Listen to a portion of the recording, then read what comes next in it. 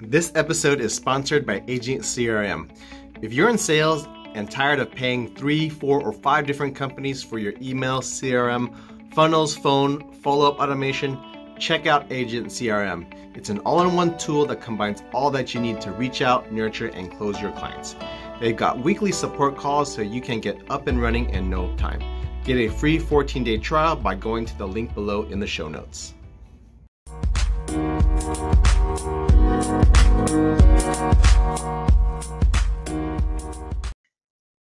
Hey, what's up, everybody? This is Dan Wynn with the Intentional Entrepreneur. I have a very special guest with me today. He is the owner of Bold Patents, based out of Washington State, but has clients and attorneys all over the United States. Obviously, as you can see, he handles patents, but not only just patents. He has also trademark clients and business clients in his realm too. So I do want to welcome to the show JD Houvener. Thank you, Dan. It's awesome to be here. Thanks for having me on. Yeah, my pleasure. So before we kind of get into the substance of it, can you tell us a little bit about yourself and how you got to where you're with Bold Patents? Yes, and I'll try to be brief. I did start out my career. I graduated my undergraduate degree from the University of Washington, go Dogs, and with an industrial engineering degree, and went to work at Boeing, a big airplane manufacturing company in Washington, up in Everett, and enjoyed working as an engineer there for about 10 years. Did design work and sort of fell in love with the 787 airplane, but fell out of love in a way with the big company feel, and was looking for a way out and to own my own company, do something. And what inspired me at that time was a TV show I think many of us know is Shark Tank, right? When it first started kicking off, it was just, I was in love with it. And it kept on popping up every single time they asked about a new product or a new gadget. Do you have a patent on that? How are you going to protect it? How are you going to differentiate yourself? I was like, oh, interesting. What does it take to become a patent attorney? And so I was like, oh, law school? What? That sucks. But I found out there is a way to become a patent agent. Okay. And that just means you have to pass the patent bar. It's an exam, and you have to have an undergraduate degree in the sciences. So I was like, okay, cool. I might be able to try that. So I did. I took it.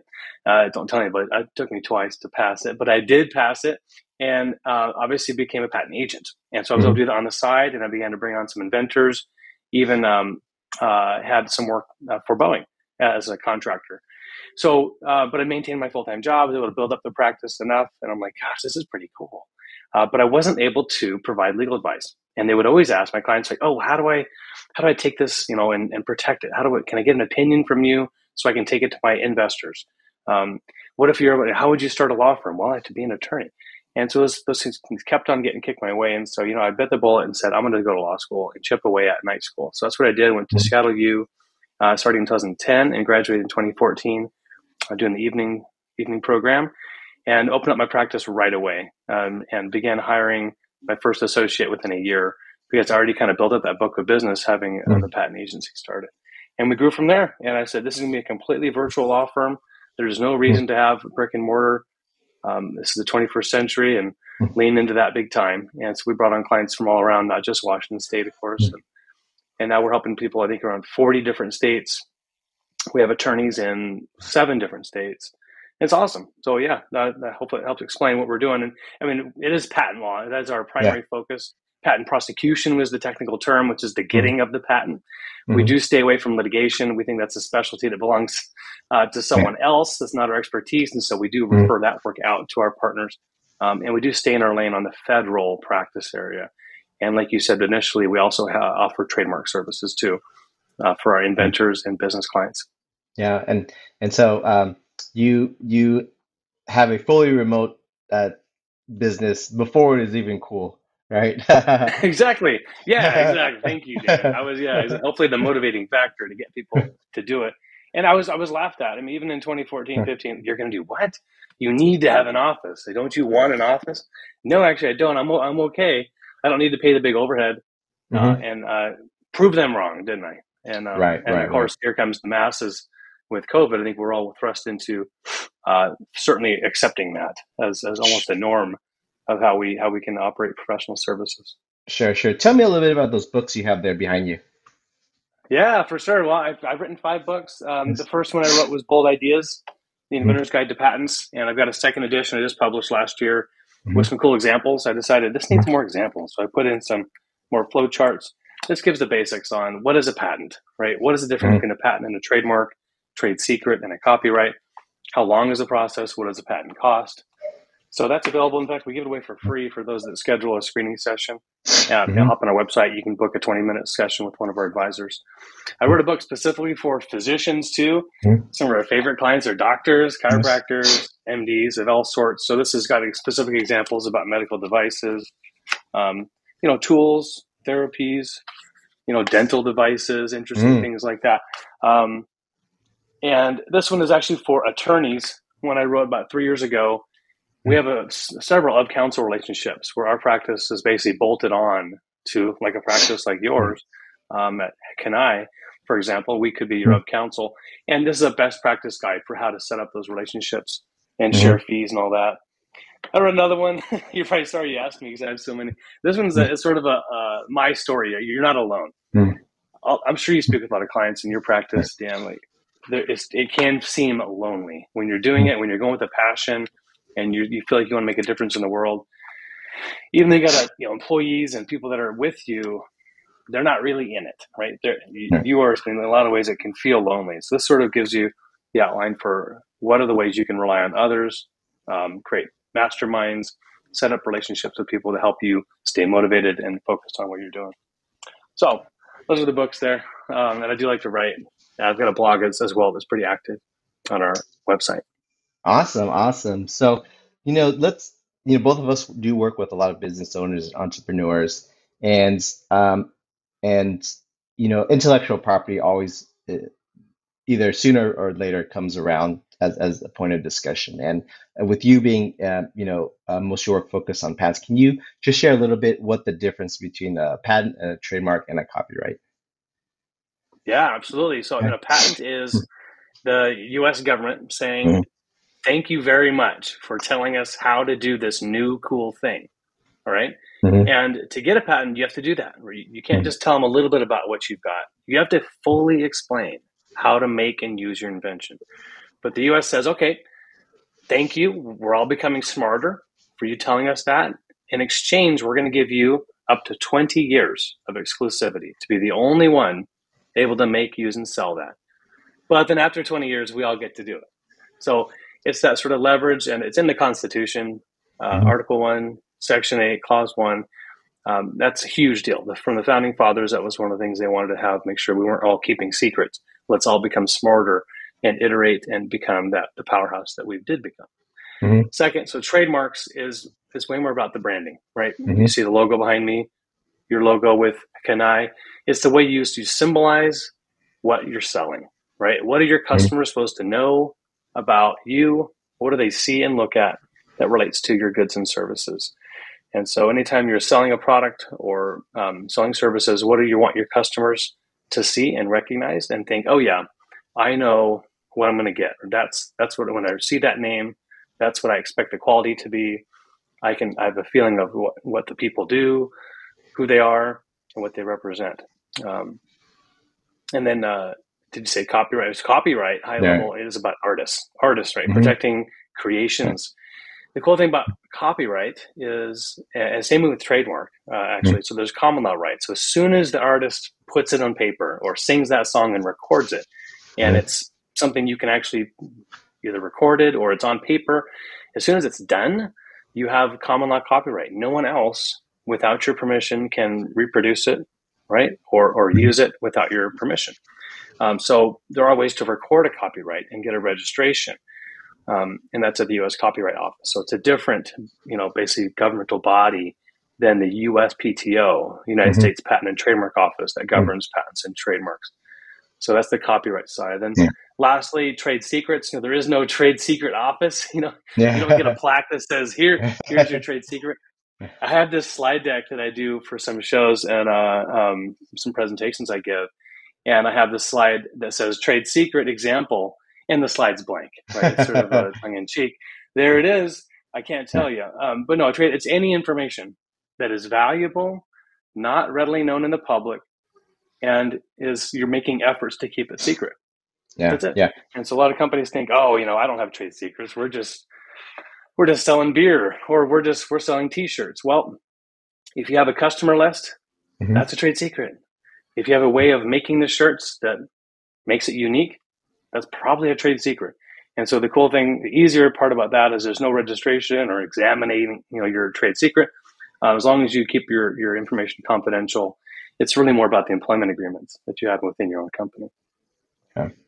There it is, all four areas of IP.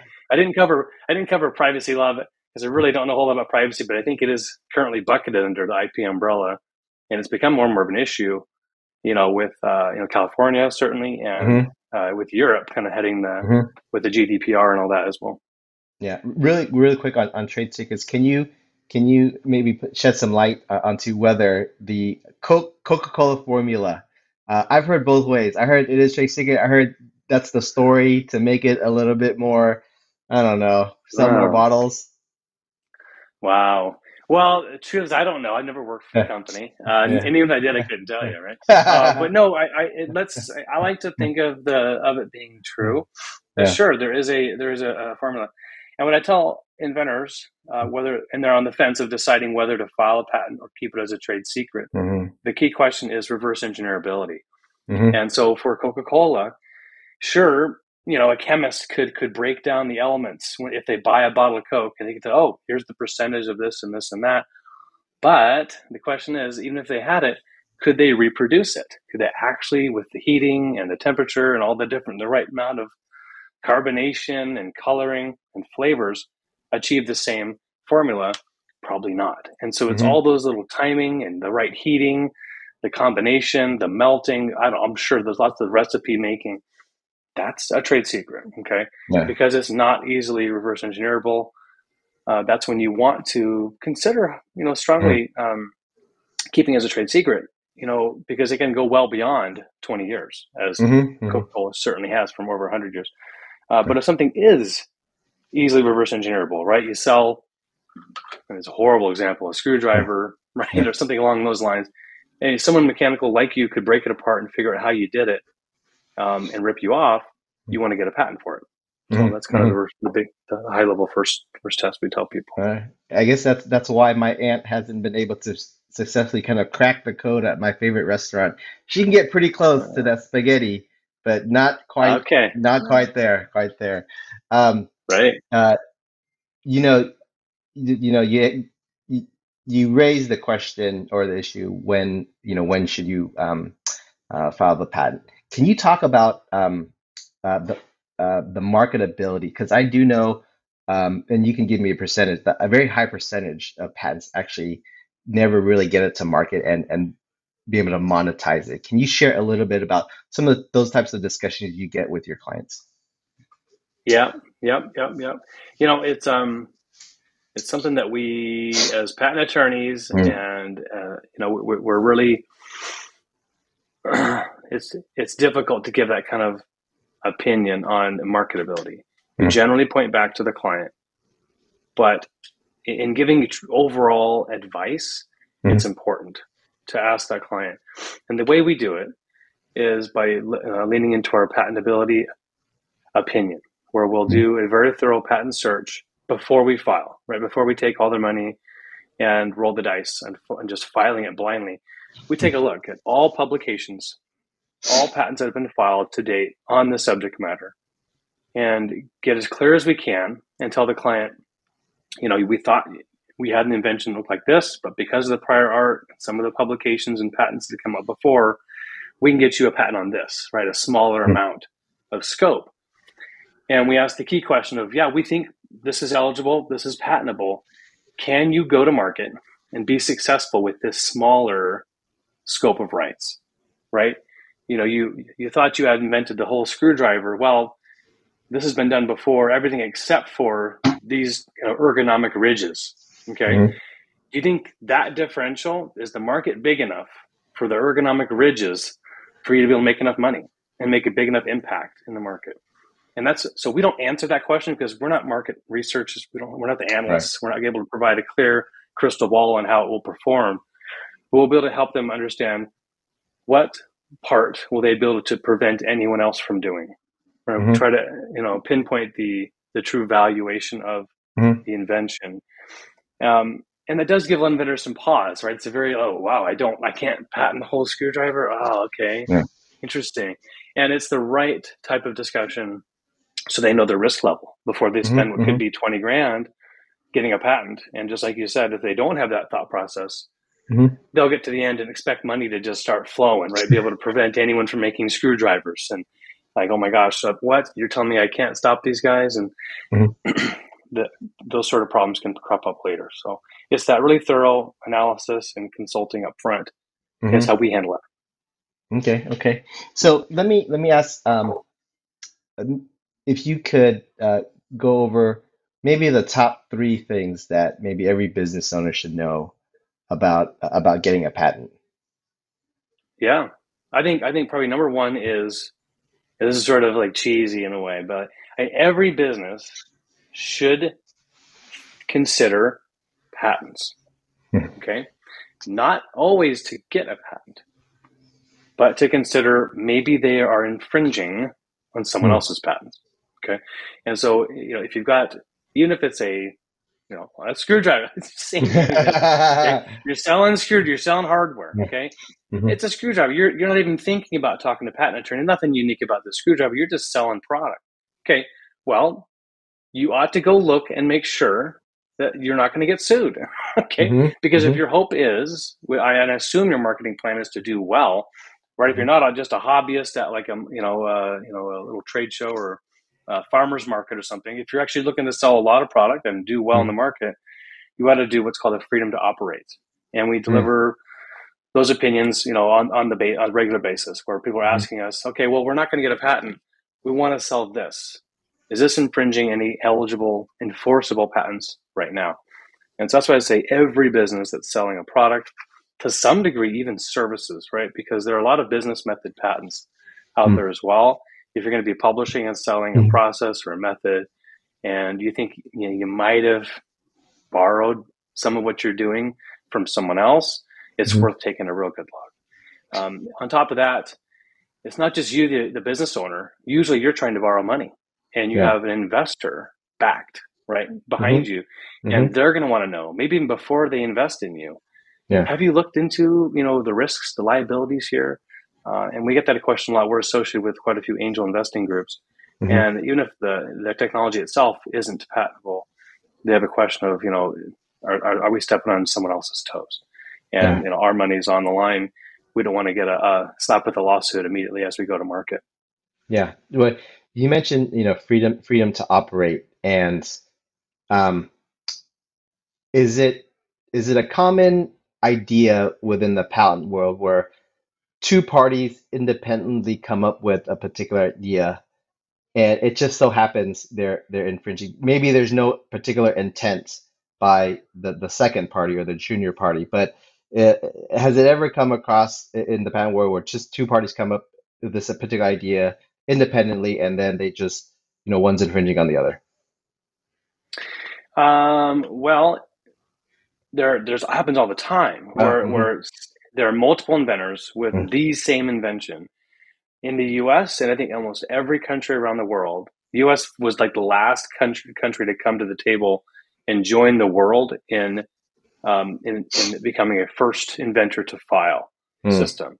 So before 2013, almost 10 years ago now, we used to do a first to invent, meaning every inventor had to prove that they were the first one.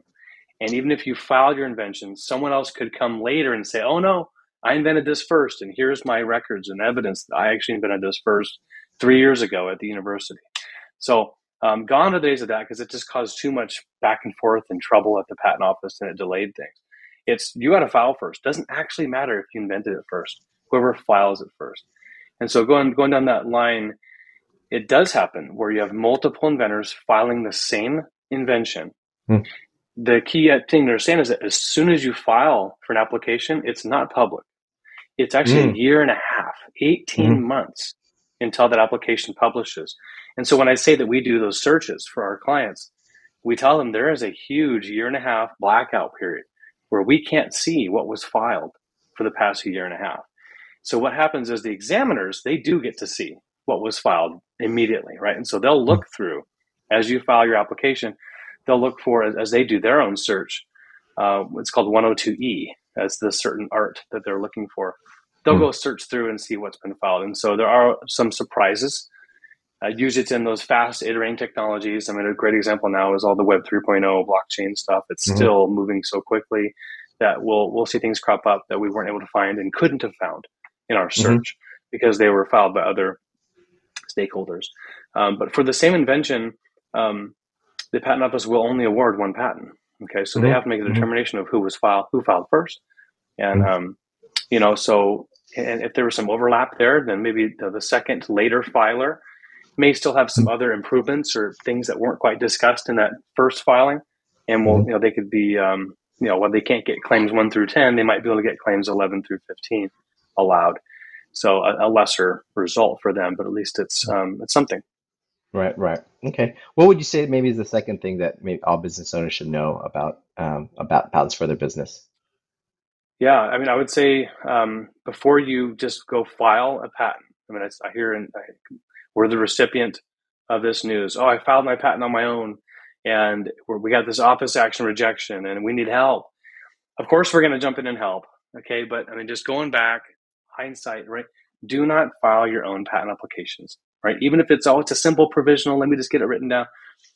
The problem is you're outside your technical expertise, or as Mm-hmm. a business owner, as a technologist, even um, learning the law, learning a new specialty should not be what you focus your time on. I would assume you'd want to spend your time improving the actual technology, the product you're selling, doing a business plan, raising money, all those great things that a founder and entrepreneur should be doing.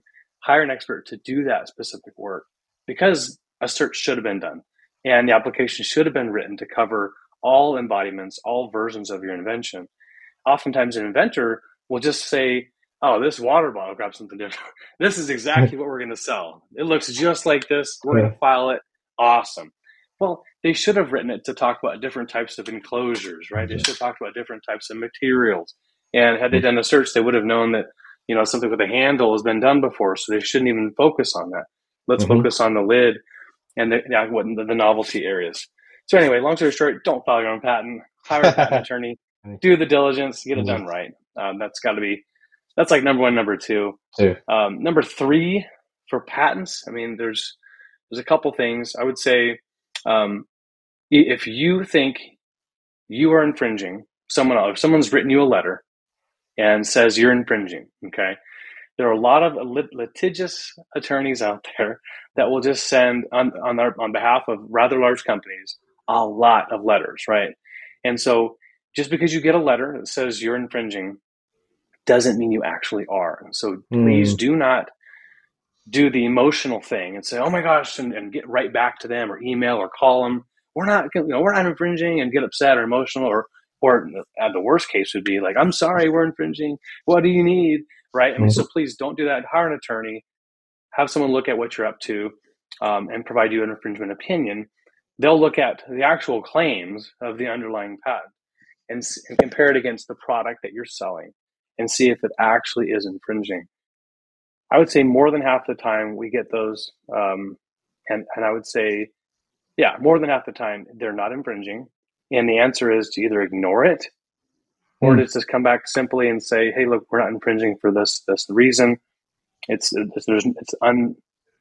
no merit to the case," Mm-hmm. and you can Mm-hmm. file what's called a declaratory judgment and have that decided depending on what state you're in. And we do refer that out to litigation counsel, but we Mm-hmm. provide that opinion first before that filing is made. All right, very good. We're here with JD Houvener with Bold Patents, and we're kind of winding down here at the end. And as a business owner, ask these lightning round questions. So just answer the first thing that pops in your head. Are you ready? Sure, All go for right. it. All right. Who do you look up to? I got mentor Darren Hardy.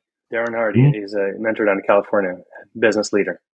Mm-hmm. Mm-hmm. Um, what's the best business book you've ever read? Think and Grow Rich, Napoleon Mm-hmm. Hill.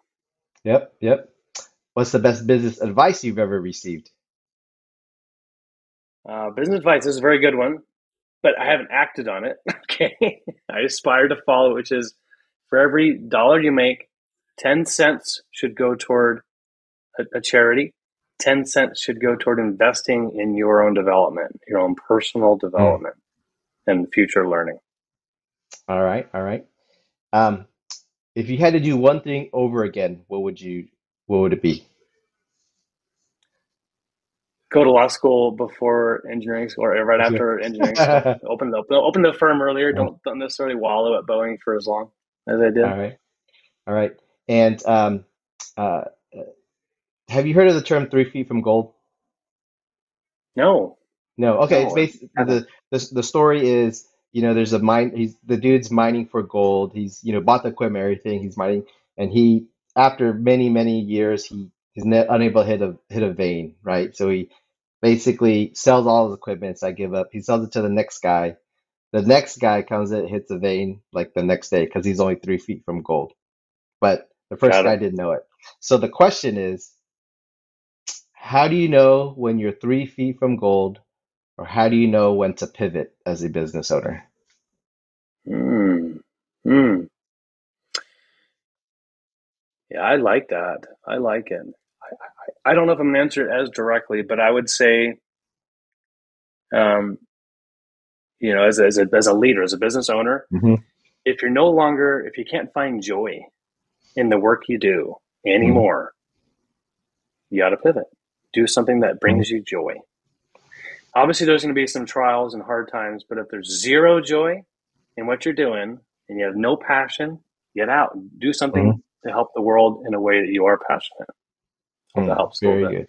Yeah, So yeah, even very if insightful. the guy that gave up, if you just like, you know what, Yeah, whatever he's doing, even if he yeah. didn't get that gold, maybe he's bringing more value to the world by doing whatever else he did when he sold the farm. All So right. you don't always have to go for the gold. Follow your follow joy. If it be happy. Right. And then the last question, what's the biggest challenge in your business today? Marketing.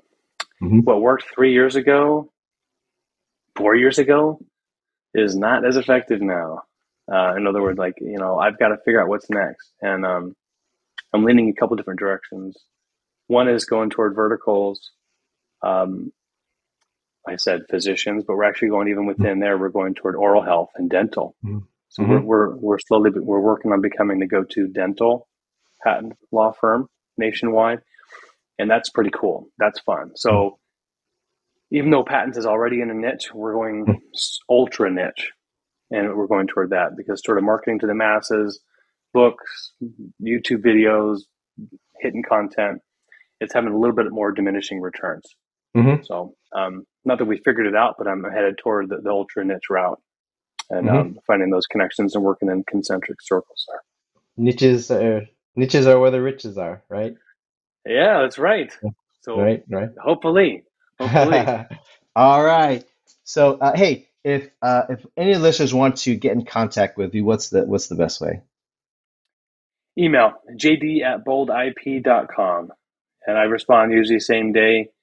And yeah, hit me up. I'll get back to you. Happy to talk anything. If there's anybody out there, attorneys, inventors, entrepreneurs, happy to help. All right, I'll put that email in the show notes. Hey, thanks again spending your time with us today, and we'll talk again soon. All right. Thanks, Dan. All right.